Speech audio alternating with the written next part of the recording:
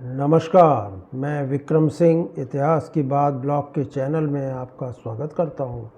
मेरे इस वीडियो को सब्सक्राइब, लाइक, शेयर एवं कमेंट कर उत्साहित करें। बाजीराव पेशवा ने अचानक दिल्ली पर आक्रमण करके 30 मार्च 1737 ईस्वी को दिल्ली में मुग़ल सेना को पराजित कर दिया था।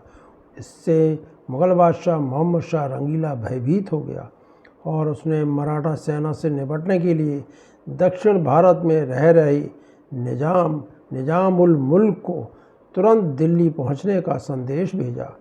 मुग़ल बादशाह के आदेश के पालन में 2 जुलाई 1737 ईस्वी को निजाम उल मुल्क दिल्ली पहुंचा और मुग़ल बादशाह का विश्वास प्राप्त कर उसके सहयोग से बढ़ती हुई मराठा शक्ति को रोकने की योजना बनाई। निजाम के दिल्ली पहुंचने पर मुग़ल बादशाह मोहम्मद शाह रंगीला अत्यंत प्रसन्न हुआ और उसने उसे वकील ए मुतालिक बना दिया और उसके पुत्र फिरोज खां जंग को आगरा तथा मालवा का सूबेदार नियुक्त कर दिया। इसके अलावा मुग़ल बादशाह ने निजाम को आसफ जहाँ का पद देकर मराठों के विरुद्ध युद्ध करने का आदेश दिया। अक्टूबर 1737 ईस्वी को निजाम 30,000 की मुग़ल सेना तथा सशक्त तोपखाने सहित मालवा की पुनर्विजय तथा मराठों की शक्ति को कुचलने के लिए चल दिया। उसके पास बहुत अच्छा तोपखाना एवं बहुत बड़ी सेना थी। भोपाल के निकट निजाम ने अपनी सेना की स्थिति को मजबूत कर कैंप किया। इधर बाजीराव पेशवा भी मराठा सेनापति और कई अन्य सरदारों की सहायता न होते हुए भी 80,000 सैनिकों के साथ भोपाल की ओर बढ़ा। 13 दिसंबर 1737 ईस्वी को निजाम तथा बाजीराव पेशवा की सेनाएं आमने सामने आ गईं। 16 दिसंबर 1737 ईस्वी को बाजीराव ने अचानक निजाम की मुग़ल सेना पर आक्रमण कर दिया। फलस्वरूप निजाम की सेना को एक किले में जाना पड़ा। बाजीराव ने किले को चारों तरफ से घेर लिया एवं किले की ओर जाने वाली रसद को बंद कर दिया। इससे मुग़ल सेना की रसद बंद हो गई, जिसके कारण निजाम की मुग़ल सेना में भुखमरी फैल गई एवं सैनिक एवं घोड़े भूख से मरने लगे। यह निजाम की एक बड़ी भूल थी। स्वयं बाजीराव ने कहा कि निजाम एक बुजुर्ग एवं अनुभवी व्यक्ति था। उसने अनेकों युद्ध लड़े थे। मेरी समझ में नहीं आ सकता था कि उसने अपने को इस बुरी स्थिति में कैसे फंसा लिया। यह संपूर्ण भारत में उसके सम्मान को नष्ट कर देगा। अंत में बाजीराव की बात ठीक सिद्ध हुई। बिना युद्ध के निजाम उल मुल्क को जनवरी 1738 ईस्वी में दुरई सराय की बाजीराव से संधि करने के लिए बाध्य होना पड़ा। इस संधि के अनुसार निजाम ने संपूर्ण मालवा और नर्मदा तथा चंबल नदी के बीच की संपूर्ण भूमि बाजीराव पेशवा को दे दी। युद्ध के व्यय के रूप में 50 लाख रुपए भी निजाम के बाजीराव पेशवा को दे दिया।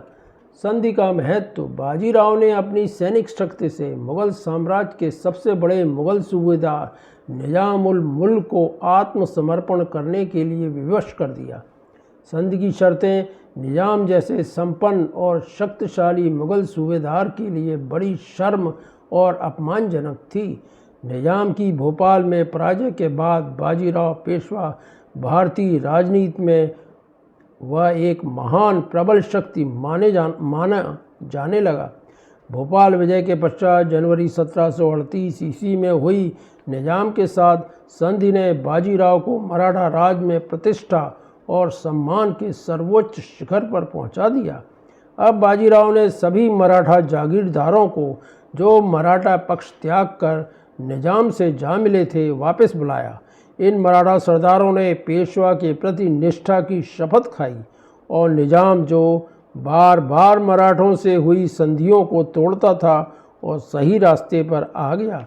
करीब 20 वर्षों से चला आ रहा मालवा का झगड़ा समाप्त हो गया। मराठा साम्राज्य की सीमाएं यमुना नदी तक फैल गईं। निजाम सा मुग़ल सूबेदार एवं कूटनीतिज्ञ भी बुरी तरह परास्त हुआ। यह निजाम की बड़ी पराजय थी। इसके पश्चात निजाम ने बाजीराव पेशवा से पूर्ण पराजय मान ली। बाजीराव पेशवा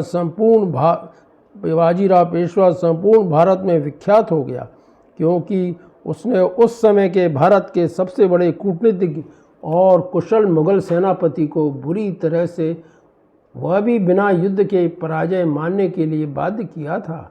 बाजीराव पेशवा का नाम मुगल बादशाह मोहम्मद शाह रंगीला के लिए और संपूर्ण भारत में आतंक का कारण बन गया।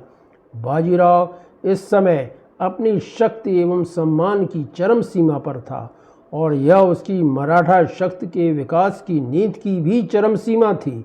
बाजीराव ने मराठा शक्ति को भारत की प्रमुख शक्ति बना दिया। बाजीराव पेशवा की सैनिक योग्यता और उसके नेतृत्व में मराठा घुड़सवारों ने घोड़ों की टापों से संपूर्ण भारत को रौंद दिया। बाजीराव पेशवा ने मुगलों की शक्ति को समाप्त कर दिया एवं मराठा शक्ति के आगे झुकने को मजबूर कर दिया।